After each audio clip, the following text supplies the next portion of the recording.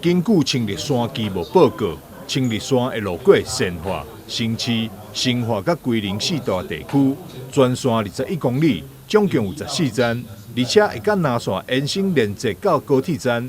未来为南科到沙仑高铁站完成大约1点钟的路程，将大幅缩短到32分。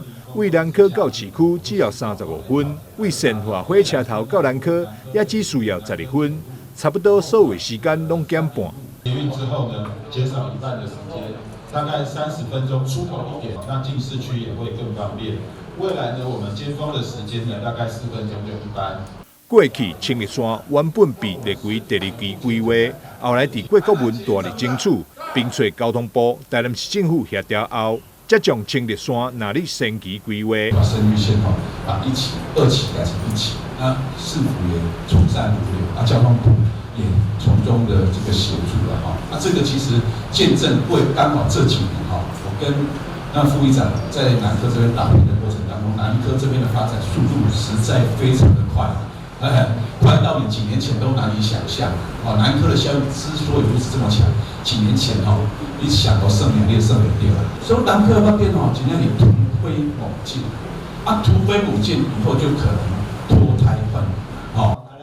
副市长叶铁山表示，郭国文对着大众运输相当有观念，因此市府拢会详细聆听并优先采纳伊的建议，伊也更积极争取预算。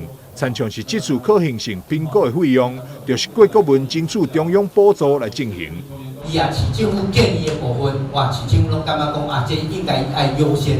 像讲伊拄仔讲，咱讲拄仔听到这个报告，生育线这条，其实这条非常重要，非常重要。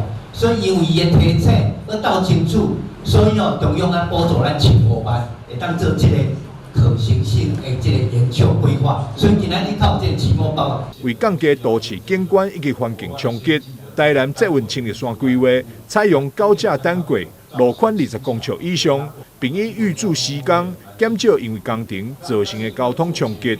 记者张世伟采访报道。